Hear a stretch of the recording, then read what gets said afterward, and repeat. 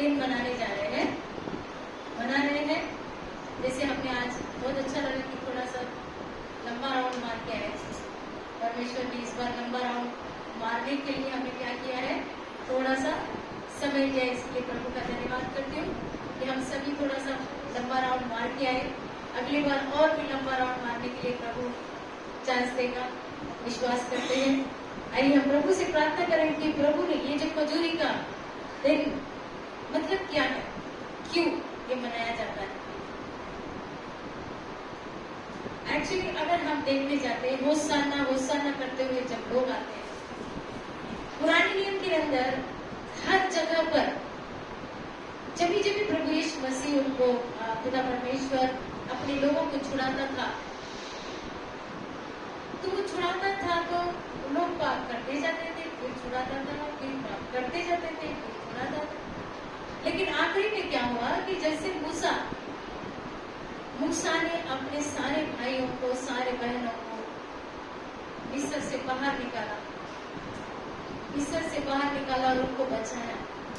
लेकिन परमेश्वर की आज्ञा के अनुसार परमेश्वर ने कहा कि मैंने सारे अपने बच्चों को तेरे द्वारा तू जो कनान लेकर आया, तो उस दिन को तुझे याद करना है।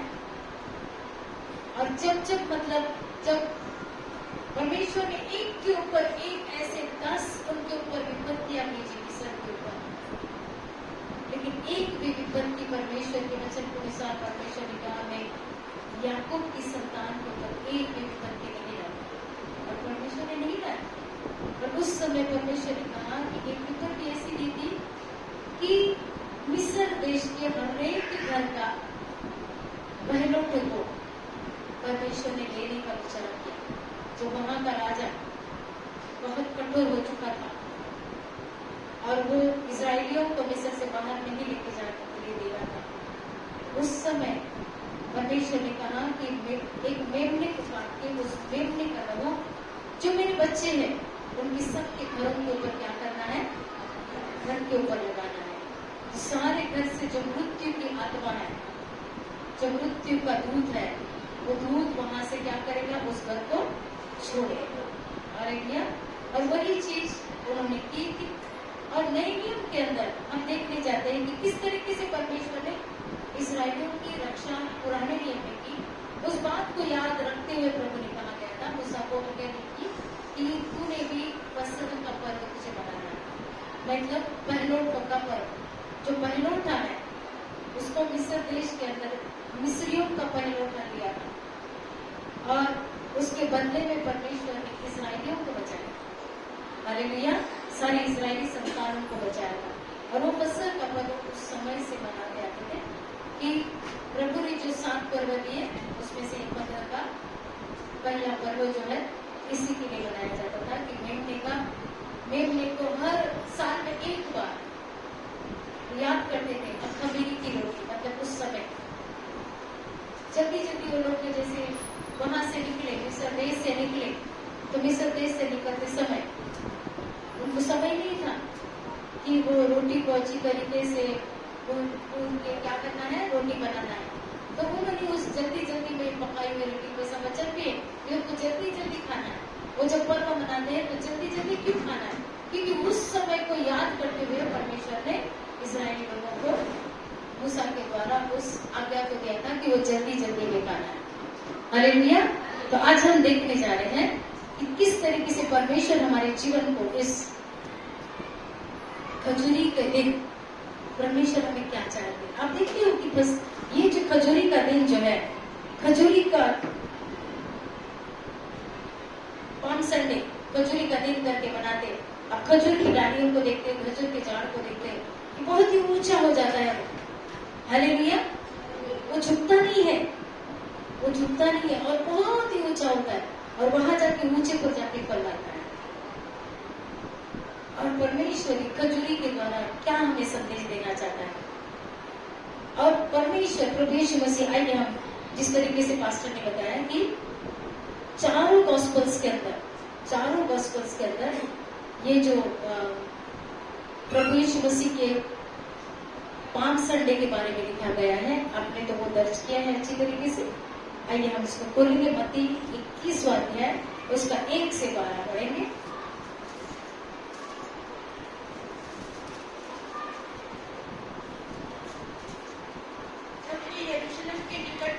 जब वे यरूशलेम के निकट पहुंचे और जैतून पहाड़ पर बैतफगे के पास आए तो यीशु ने उन चेलों से कहा, यह कहकर भेजा, सामने के गांव में जाओ, वहां पहुंचते ही एक गदही बंधी हुई उसके साथ बच्चा तुम्हें मिलेगा, उन्हें खोलकर मेरे पास लाओ। यदि तुमसे कोई कुछ करे तो कहना कि प्रभु को इसका प्रयोजन है। तब वह तुरंत उन्हें भेज देगा। यह इसलिए हुआ कि जो वचन भविष्यवक्ता के द्वारा कहा गया था वो पूरा हो। हालेलुया। और प्रभु यीशु मसीह ने गदही के बच्चे को ही क्यों चुना? अगर इब्रानी भाषा के अंदर गदही का मतलब होता है नम्र। हालेलुया। गदही का मतलब क्या होता है? नम्र। वो नम्र प्राणी।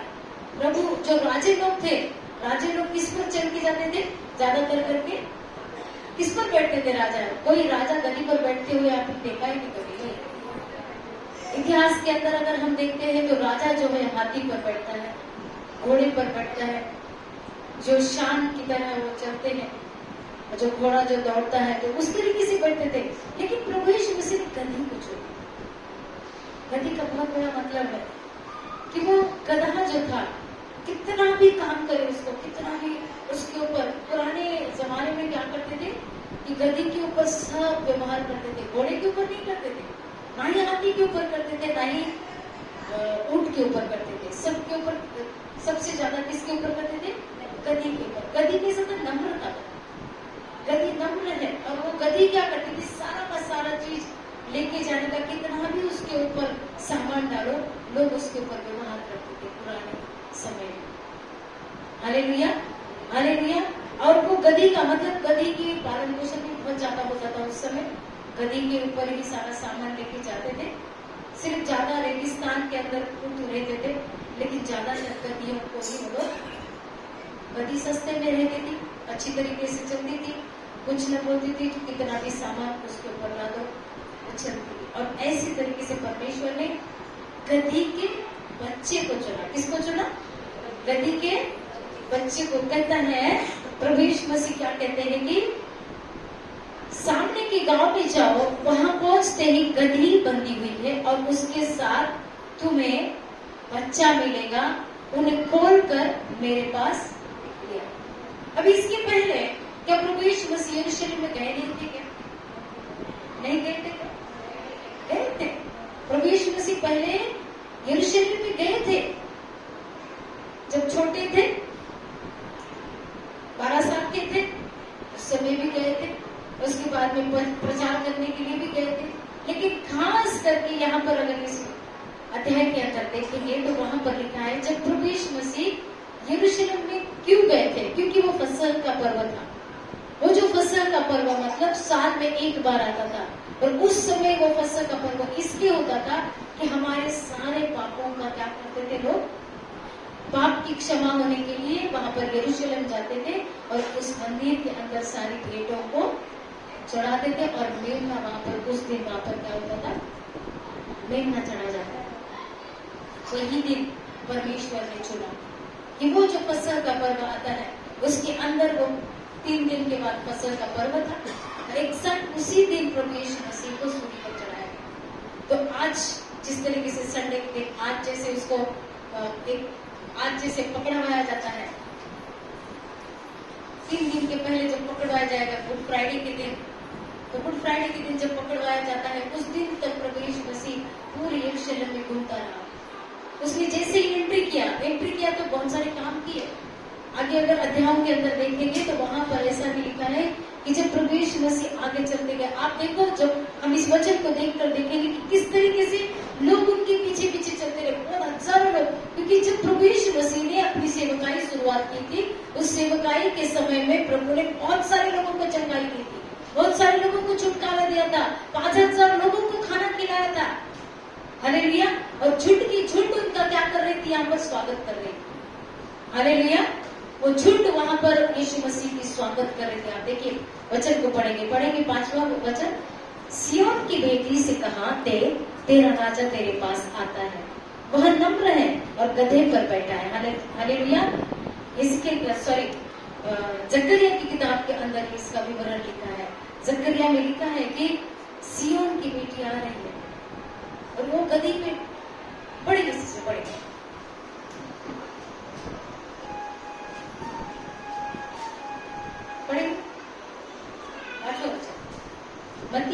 मत्ती 21:5।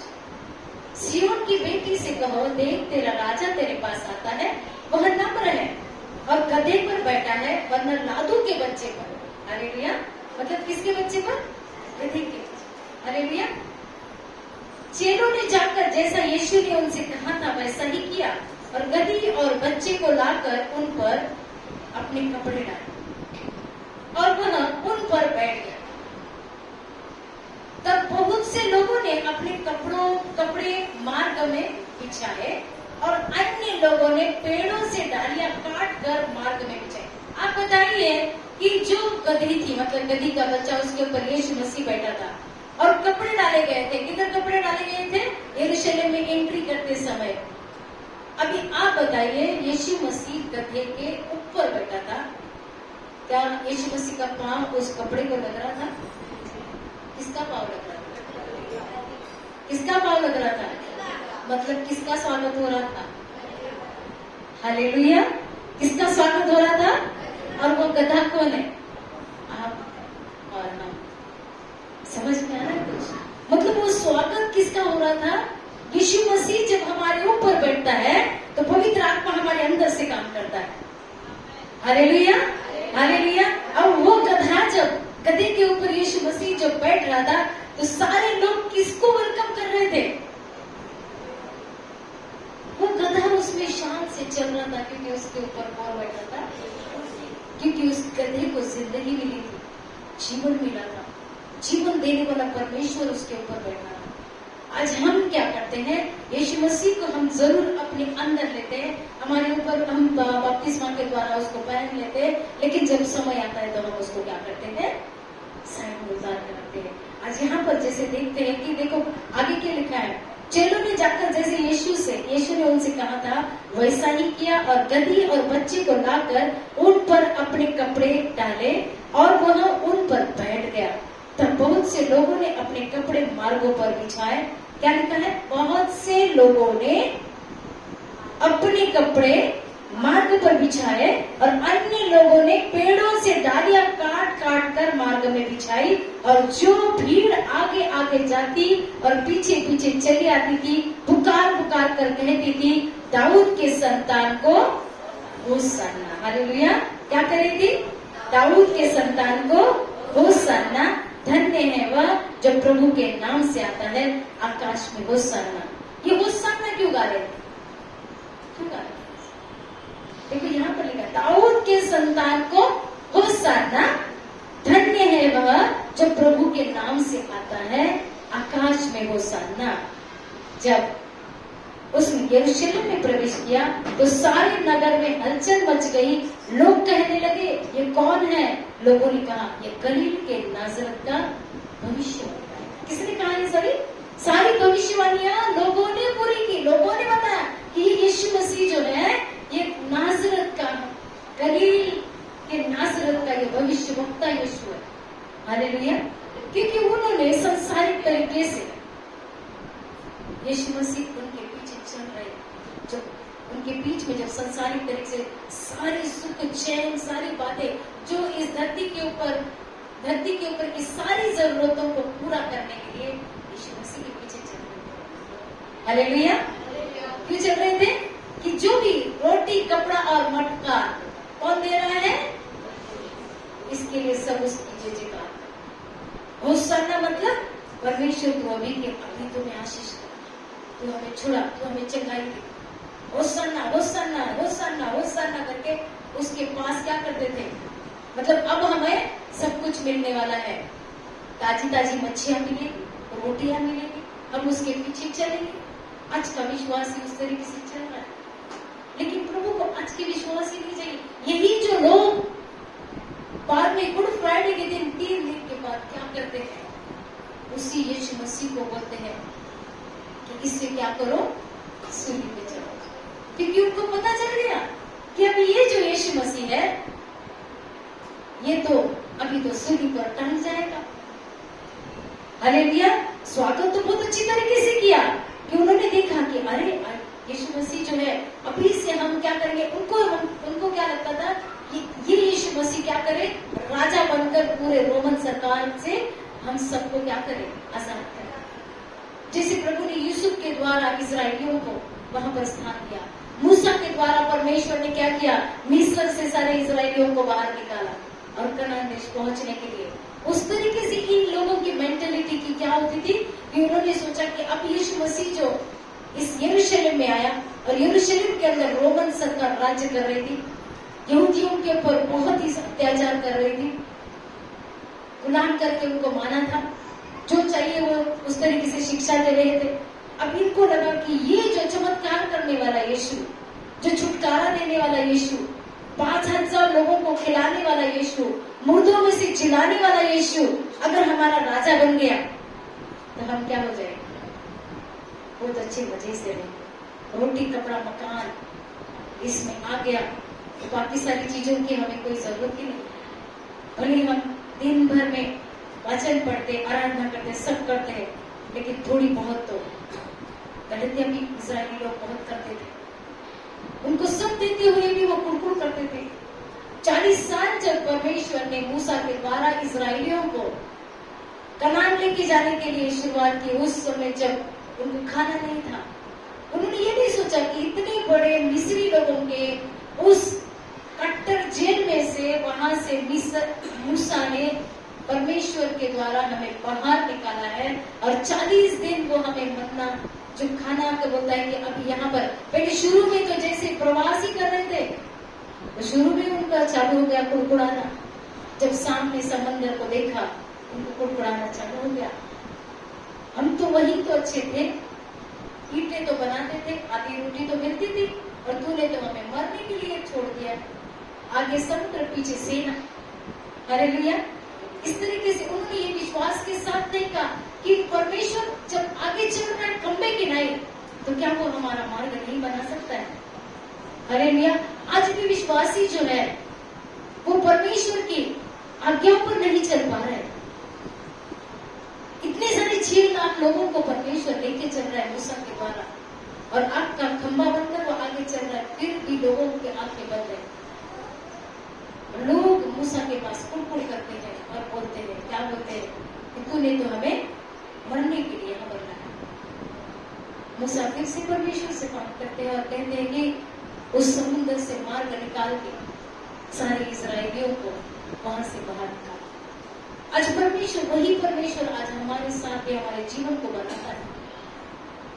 यहाँ पर लिखा है कि वो जो यीशु मसीह उसको जब स्वागत किया तो क्या गया, लोगों ने कपड़े डाले। क्या डाले? कपड़े डाले। कपड़े डाल आगे क्या लिखा है, वो उन पर बैठ गया। तब बहुत से लोगों ने अपने अपने कपड़े मार्ग पर बिछाए। जो भीड़ आगे आगे जाती और पीछे पीछे चली आती थी, पुकार पुकार कह रही थी कि अब तो हमारा छुड़ाने वाला आ गया, अब तो मेरी रोजी रोटी आ गई, अब तो मेरा घर आ गया, अब तो मेरी प्रॉपर्टी आ गई। जब मैं इसे प्रार्थना करूंगा, इसे कहूंगा, ये मुझे सब कुछ देगा। जो संसार में रहने वाली सारी चीजें मुझे भरपूरी से मिलेगी। मेरे बच्चों को अच्छी तरीके से परवरिश होगी। हाँ, प्रभु ने ये सब कुछ किया जरूर, लेकिन यीशु मसीह जो परमेश्वर ने अब्राहम को कहा कि सारी आशीषें मैं तुझ पर उंडे लूंगा, सारी आशीषें प्रभु देना चाहता है। लेकिन यीशु मसीह जो आया, ये किस लिए आया? ये आत्मिक धन बटोरने के लिए हमारे पास है। हालेलुया।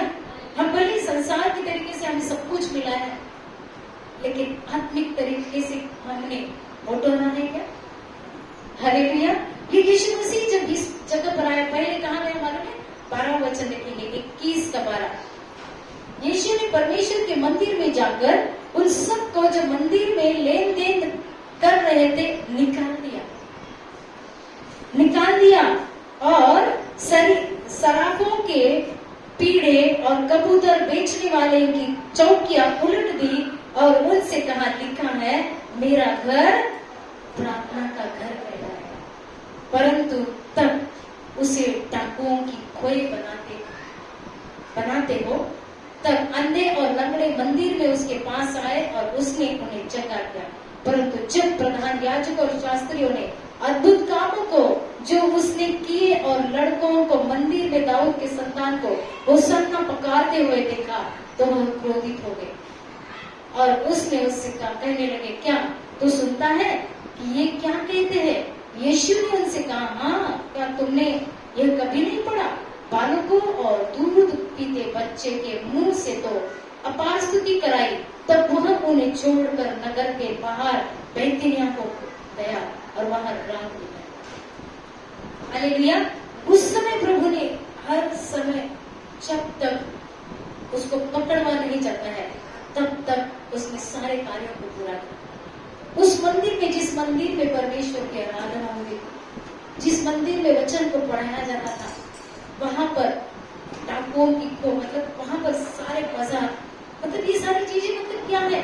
देखो यहाँ पर लिखा, सराफे की पीढ़े की कबूतरों को बेचने वाली चौकियां उलट। आत्मिक तरीके से क्या है? कलीसिया के अंदर गड़बड़िया, कलीसिया के अंदर कड़वाहट, कलीसिया के अंदर नफरत, कलीसिया के अंदर सारी जो घिनौनी चीजें जब वहां पर दिखाई दी तो ये परमेश्वर को अच्छा नहीं लगता है। हालेलुया। परमेश्वर सिर्फ ऊपर से आजादी नहीं देता है, परमेश्वर चाहता है कि हमारी आत्मिक आजादी होना चाहिए। तभी तो उसने अपने इकलौते पुत्र को धरती पर भेजा। और उसके लिए जब जिन लोगों ने उसका स्वागत किया यरूशलेम के अंदर स्वागत करते समय, उन्होंने सोचा कि अभी हम और खुशहाली से रहेंगे, लेकिन उनका खुद का बदलने का स्वभाव नहीं था। हालेलुया। जब हम गुड फ्राइडे के दिन देखने जाएंगे तो वहां पर यही लोग जब यीशु मसीह को पकड़वाया था, जिनको परमेश्वर ने आंखें दी थी, जिनको परमेश्वर ने लंगड़े से अच्छे पैर दिए थे, जिनको परमेश्वर ने बीमारियों से चंगा किया था, उन्होंने कहा कि अभी यीशु मसीह का जो समय था हमारे लिए खत्म हो चुका है। हालेलुया। और जैसे खत्म हो चुका है बोलने के साथ वो किसके साथ खड़े हो गए मालूम है? वो रोमन्स के साथ खड़े हो, जो उसको मतलब जो दूसरे लोग जो फरीसी थे उनके साथ खड़े हो, जो यहूदी थे, जो प्रभु यीशु मसीह को खत्म करना चाहते थे। तो उस समय, उस न्याय के समय में क्या कहा गया कि उस बरअब्बस जो था उसको बोला कि उस डाकू को छोड़ो, यीशु मसीह को सूली पे चढ़ाओ। मतलब आज इंसान का स्वभाव ऐसा है। इंसान जो है जब तक हमको मिलेगा तब तक वो उसकी बढ़ाई करेगा। यहाँ पर प्रभु एक एक को चंगाई देते चला गया, सबको जीवन देने का सिखाया। सामरी स्त्री को भी वहां पर जाके प्रभु यीशु मसीह ने पूरी तरीके से सिखाया था कि नहीं सिखाया था, सब कुछ बताया था। प्रभु यीशु मसीह को पहचानते हुए भी ये गुरु है, ये तो भविष्यवक्ता है, ये गवाही दे रहे। यहाँ पर ये लोग बोलते हैं कि लोगों ने कहा यह गलील के नाजरत का भविष्यवक्ता यीशु है। कौन है? इतना तक बोलते हैं कि परमेश्वर की ये वाणी है। ये परमेश्वर की कौन है? वाणी, मतलब भविष्यवक्ता है। और वो भविष्यवक्ता, उसको ये लोग बोलते हैं कि अभी इसको क्या करो, सूली पे चढ़ाओ। हालेलुया। मतलब उसका काम जब खत्म हो गया, धरती के ऊपर जो चंगाई, छुटकारा देना लेना सब खत्म हो गया, लेकिन प्रभु यीशु मसीह हर समय उसके उपदेश के अंदर आत्मिक बातें, हालेलुया, आत्मिक बातों से, सिद्धांतों से वो पढ़ाते गए, सिद्धांतों से पढ़ाते गए, अंजीर के पेड़ के बारे में, खजूरी की डालियों के बारे में। लेकिन आज जो इंसान जो है विश्वासी जरूर है, लेकिन विश्वास बद्ध नहीं। हालेलुया। उस समय भी विश्वासी थे, प्रभु यीशु मसीह पर विश्वास करने वाले, उसके पीछे चलने वाले लोग थे। जितने सारे पीछे चलने वाले लोग थे, इवन तो उसके 12 चेले भी बाकी। हालेलुया। कितने चेले? 12 में से एक भी नहीं रहा। सब डर के मारे क्या हो गए? क्योंकि उनके आत्मा में पूरी तरीके से परमेश्वर के वचन ने काम नहीं किया। हालेलुया। उनके अंदर समाज का डर था, उनके अंदर दुनियादारी का डर था। उसकी वजह से वो प्रभु के नजदीक नहीं थे।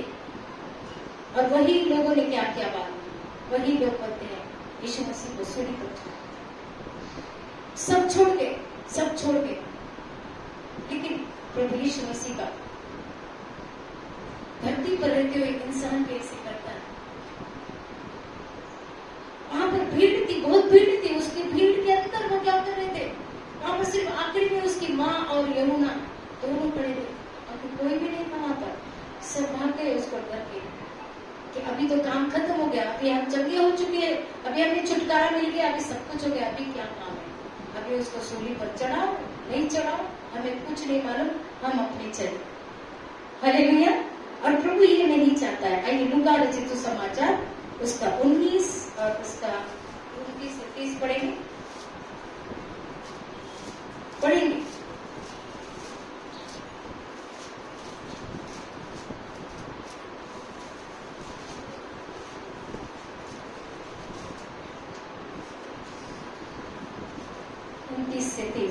जब वह जैतून नामक पहाड़ पर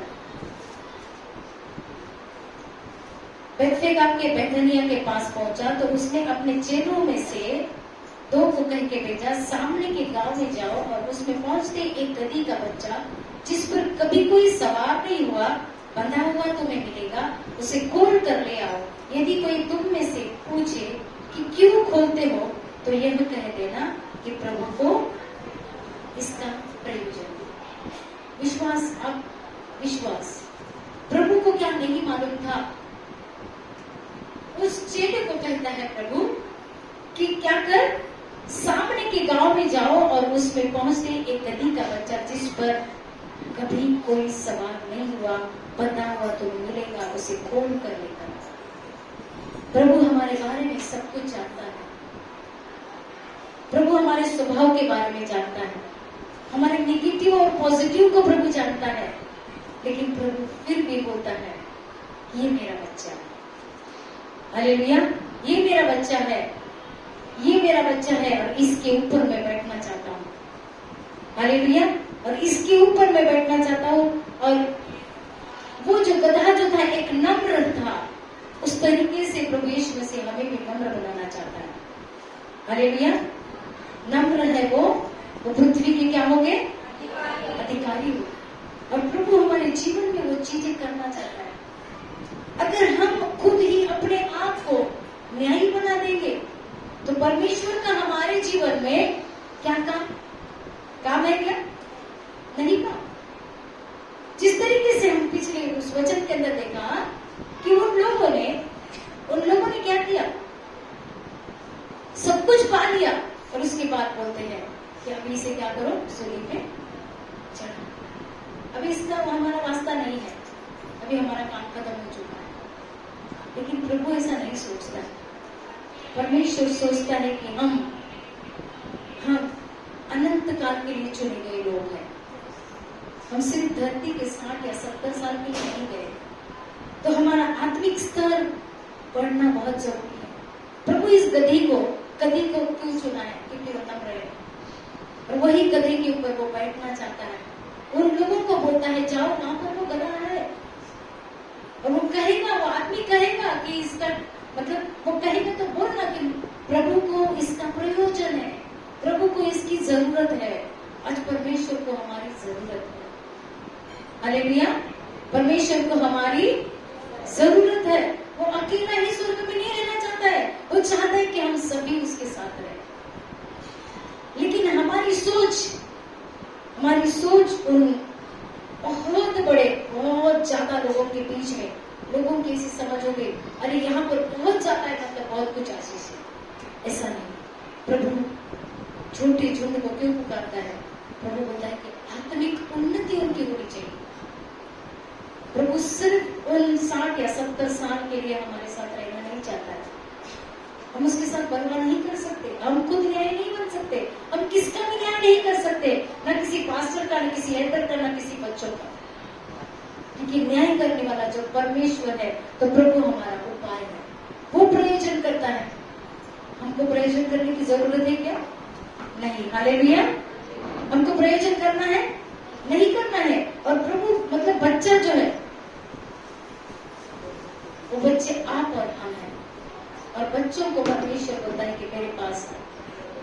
बच्चों के लिए प्रभु बोलता है मेरे पास आओ। तो प्रभु हमको जब देखता है तो एक बच्चों की नाई देखता है, और वो बच्चे आप और हम जब रहेंगे तो जैसे हमारे प्रभु ने जितनी भी आज्ञा दी है उन सारी आज्ञाओं का पालन करना हमारा क्या है, कर्तव्य। Hallelujah, hallelujah. आइए हम और एक वचन को पढ़ेंगे, दूसरा कुरिन्थियों उसका 5वां अध्याय उसका 21।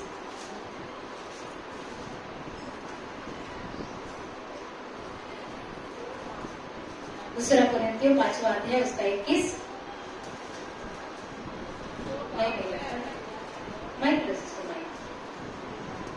जो पाप से अज्ञात था उसी को उसने हमारे लिए पाप ठहराया कि हम उसमें होकर परमेश्वर की धार्मिकता बन जाए, है ना। यीशु मसीह ने कोई पाप किया था क्या? बहुत सुंदर था, लेकिन जब उसके ऊपर हल चढ़ाया गया, उसके ऊपर चाबुक मारा गया, उसके अंदर से हड्डियां, मतलब जैसे खेती के अंदर लोग हल चलाते हैं, तो हल चलाते समय वो जो पकड़ रहती है, वो जो चिमटा रहता है, वो क्या होता है, पूरे मट्टी को उखाड़ के लेकर आता है बाहर। उसी तरीके से यीशु मसीह को हम जब गुड फ्राइडे के दिन हम मूवी देखने जा रहे हैं, उस समय आपको याद आएगा कि किस तरीके से उसके मांस के टुकड़े बनाए। हालेलुया। उसने कुछ पाप नहीं किया था, उसने पाप नहीं किया था, उसके लिए उसको धार्मिकता क्यों किया गया? वो पाप नहीं किया करते हुए भी वो हमारे लिए बलिदान हुआ। पाप मतलब क्या? कौन सा पाप? यही जो हम जब शरीर में रहते हुए मरने के बाद हम कोई भी पाप नहीं कर सकते, कोई भी काम भी नहीं कर सकते, क्योंकि आत्मा और प्राण निकल जाने के बाद हम क्या कर सकते? लेकिन जो कर सकते आत्मा और प्राण जब तक हमारे अंदर है, तो हमारे अंदर का लहू भी कैसा रहेगा? ताजा रहेगा। और अगर प्रभु यीशु मसीह का लहू हमारे लहू के अंदर मिल गया तो और भी उन्नति, तरक्की, चंगाई, छुटकारा, भरपूरी प्रभु यीशु मसीह के द्वारा हमारे अंदर है। प्रभु यीशु मसीह हमारे अंदर है, इसके लिए उसकी आत्मा हमारे अंदर वास करती है। इस बात का एहसास हमें होना चाहिए। परमेश्वर ने जिस तरीके से आदम और हवा को बनाया, सिर्फ मट्टी थी, लेकिन जैसे उसके नथनों में उसने सांस को फूंका तो क्या हो गया? वो फ्लैश हो गया, मतलब अंदर क्या हो गया? सारी नसों के अंदर रक्त बहाव चालू हो गया। Hallelujah, hallelujah, hallelujah. उसको याद कीजिए, जब इंसान मर जाता तो मरे, उसका सब कुछ खत्म हो जाता है। जब तक उसके अंदर परमेश्वर की सांस नहीं है तब तक ही वो इंसान जिंदा होगा। लेकिन वो परमेश्वर की सांस के साथ में अगर दुष्ट आत्मा की सांस मिलने के कारण वो प्रभु की बातों को ग्रहण करके उसके ऊपर चलना नहीं करता है, तो जरूर वो नरक में जाएगा। आदम और हवा के द्वारा जो पाप हो चुका था, परमेश्वर फिर से उस इंसान को यीशु मसीह के लहू के द्वारा ताजा और ताजा और ताजा करना चाहता। क्यों प्रभु यीशु मसीह 3 दिन नरक में गया? क्योंकि जब से आदम पैदा हुआ, जब से उसने जिस दिन से उसने पाप किया, उस दिन से कोई भी इंसान स्वर्ग में जा नहीं सका सिवाय 3 के। जब यीशु मसीह आया और यीशु मसीह जब इस धरती को छोड़ा तो वो नरक में गया। इन लोगों को छुड़ाने के लिए जो धर्मी थे उन सारे लोगों को प्रभु यीशु मसीह ने क्या किया? वहां से। तो कितने साल तक उन्होंने प्रार्थनाएं की होगी, एक साइड में पड़े हुए रहेंगे।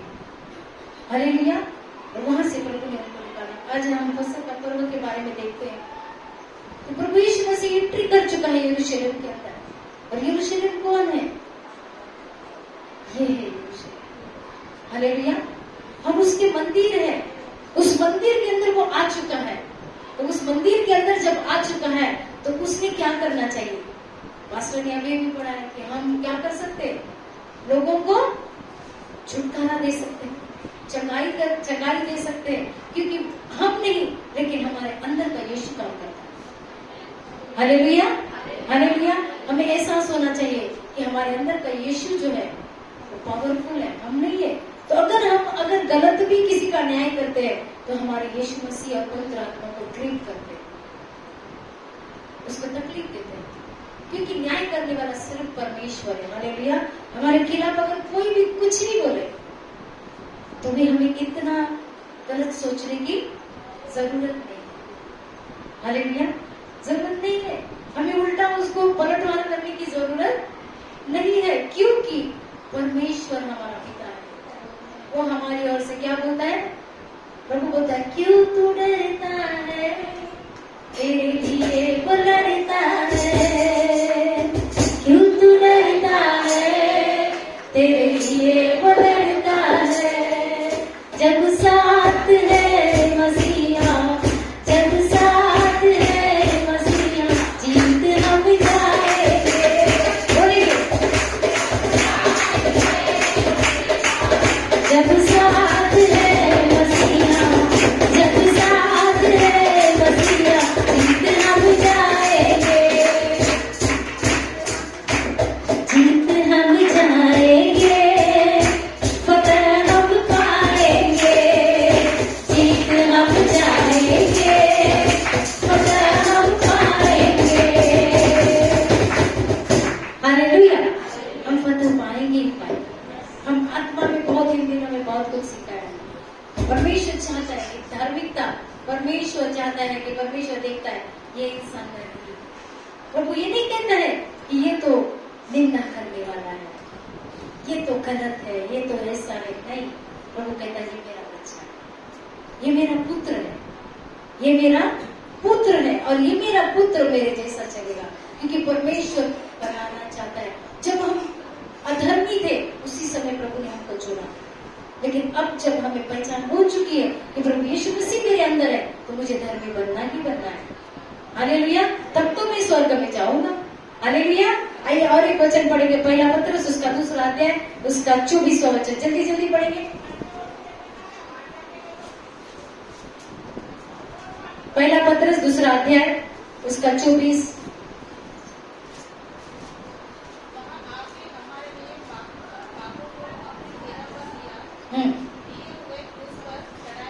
हाँ, वह आप ही हमारे पापों को अपनी देह पर लिए हुए क्रूस पर चढ़ गया, जिससे हम पापों के लिए मरकर धार्मिकता के लिए जीवन। सारी चीजें प्रभु ने क्या की? अपने ऊपर ले ली। हालेलुया, सारी चीजें प्रभु ने क्या की? अपने ऊपर ले ली। और वो क्या किया है कि धार्मिकता के लिए जीवन बिताए। कौन? हम सभी, हम सबको धार्मिकता से जीवन बिताना है। अगर हम धार्मिकता से जीवन नहीं बिताते हैं, इसका मतलब हम प्रभु प्रभु कहने वाले सभी स्वर्ग में नहीं जाएंगे। हालेलुया। भले वो कितना भी कुछ कहे, लेकिन उनके अंदर अगर छोटी सी कड़वाहट भी है किसी के लिए, या तो भाई के लिए, बहन के लिए, या तो पास्टर के लिए, या तो पड़ोसी के लिए, अपने सगे बेटे के लिए, बेटी के लिए, सास के लिए, ससुर के लिए, बहुत बाइबल पढ़ते हैं, लेकिन अगर इन चीजों को अगर नहीं छोड़ते हैं तो स्वर्ग में जाएंगे क्या? नहीं जाएंगे। क्योंकि प्रभु धार्मिकता चाहता है, प्रभु धार्मिकता चाहता है। प्रभु कहता है कि जो लोग उसके साथ में, जब वो यरूशलेम में जब उसने एंट्री किया तो सब लोग बोले होशाना, दाऊद की पुत्र की होशाना। हालेलुया। उस तरीके से उसको स्वागत कर रहे थे। लेकिन जब समय आ गया, कठिन समय आ गया, उसी होशाना, उसी यीशु को क्या किया? अपने से दूर कर दिया, और उसी को बोलते तू चढ़ जा, अभी तेरा हमारे जीवन में कोई काम नहीं। पहला हम अपने परिवार को खुश करके आते, फिर हम कलीसिया में आते। पहला हम अपने परिवार के अंदर के सारे जो क्रियाक्रम करके आते हैं, फिर हम प्रभु के चरणों में आते हैं। हालेलुया। ऐसा हो सकता है? ऐसा होता है? और फिर बोलते हम प्रभु से माफी मांग लेंगे। अगर हम प्रभु के पीछे चलते हैं तो प्रभु के पीछे चलना सीखना है। फिर बोलेंगे हमको समाज में रहना है, समाज के लोग ऐसा बोलेंगे, समाज के लोग वैसा बोलेंगे। हालेलुया। जो प्रभु यीशु मसीह के पीछे चलने वाला समाज को नहीं देखता है, समाज से प्यार जरूर करता है, लेकिन समाज की सारी रूढ़ी परंपराओं को, रूढ़ियों को, परंपरा तो प्रभु व्यवस्था को लोप करने नहीं आता, प्रभु व्यवस्था को पूरा करके आता। जो भी जिस तरीके से विधियां संसार की है, उन विधियों को हमें क्या करना है? शराब करना है कि दूर करना है? दूर करना है। हम कहेंगे कि अरे हमको तो कोई आने नहीं देगा। क्यों नहीं आने देगा? प्रभु जब इस इंसान को कहता है, उसके चेलों को कहते हैं जाओ वहां से उन गद्दियों को लेकर आओ, और वो जब कहेगा तो कहना कि मेरे प्रभु को इसका प्रयोजन है, तो क्या प्रभु हमारे लिए रास्ता नहीं निकाल सकता? निकाल सकता। आज इंसान को उस तरीके से सीखते नहीं है, और न सीखने के कारण बार बार प्रॉब्लम्स, तकलीफें आती रहती है। आज प्रभु कहता है कि पूरा का पूरा हम प्रभु के पीछे क्यों न चले? तुम्हारे साथ अगर प्रभु है तो प्रभु हर एक चीज का उपाय कर सकता है, और प्रभु कठिनाइयों का सामना करना सिखाता है। हालेलुया। उन लोगों ने इतनी भीड़ की भीड़ थी, जब उनके ऊपर सताव आ गया तो उन्होंने क्या किया कि अभी तो ये यीशु तो मेरा काम का है नहीं, इसको तो अभी सूली पे चढ़ा, सबके साथ में मैं भी बोल देता हूँ, जा तू। अरे भैया, ये समय अभी इन दिनों में जब आएगा तो हम कहाँ पर रहे? हम उन तकलीफों को सहने के लिए रहे?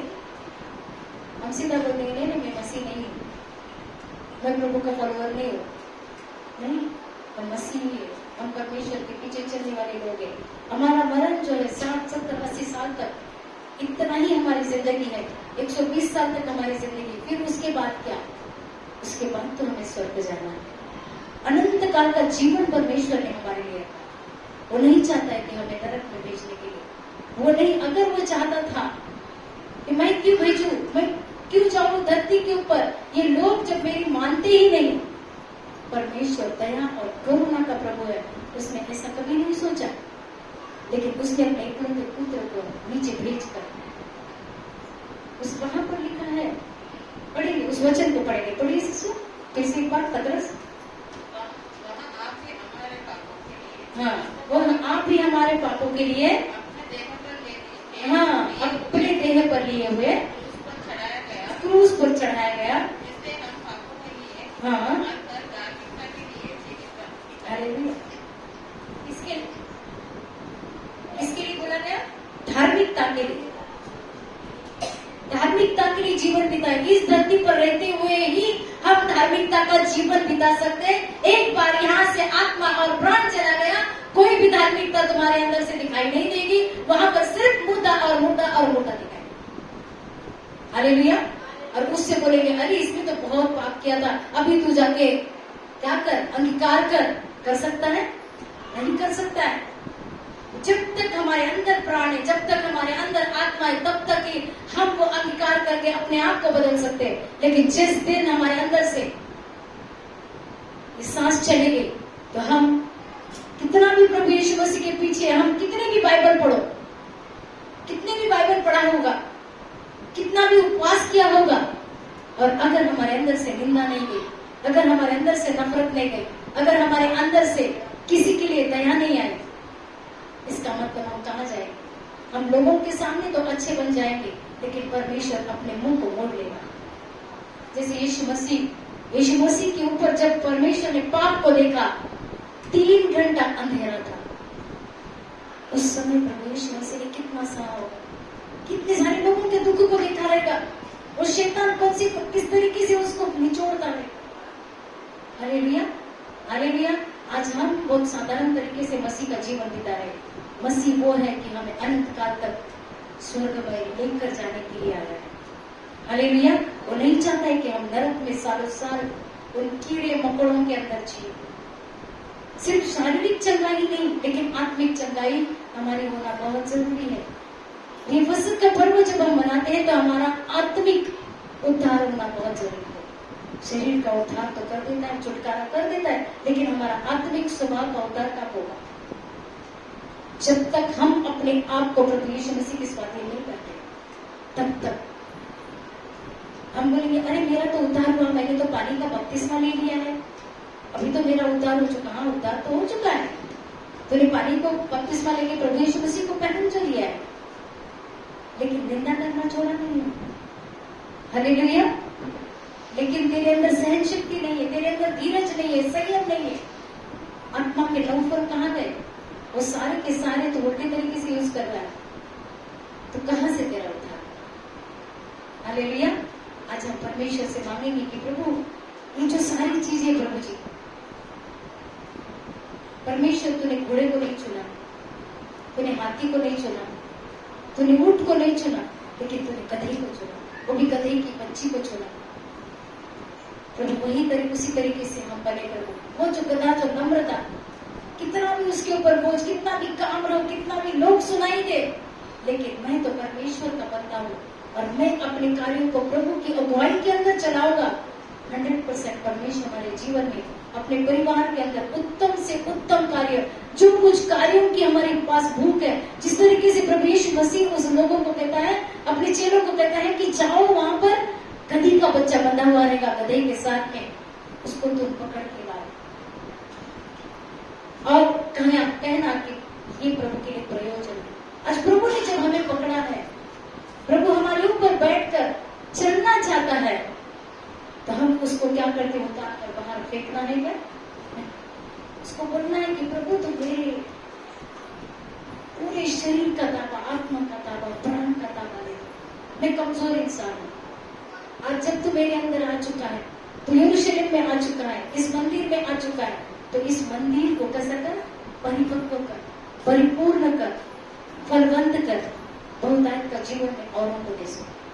मेरे अंदर सहन शक्ति दे, मेरे अंदर से कड़वाहट निकाल। मैं तेरे लिए जीना चाहता हूँ, क्योंकि मैं तेरे साथ रहना चाहता हूँ अनंत काल की। दो ही जगह है, नरक और एक स्वर्ग है। अगर हम स्वर्ग की सारी आज्ञाओं को तोड़ते हैं तो 100% छोटी सी छोटी गलती भी हमें नरक में जाने लेकर जाएगी। फिर उद्धार जिसका पानी का बपतिस्मा हो, या तो बड़ा प्रचारक, प्रभु के सामने छोटे से छोटा बच्चा और बड़ा का बड़ा प्रचारक भी एक समान है, सारे के सारे प्रभु के बच्चे। हालेलुया। आइए हम प्रार्थना करेंगे, इन सारे वचनों के द्वारा प्रभु से कहेंगे कि प्रभु फिलिपियों 2:8 के अनुसार परमेश्वर तू हमें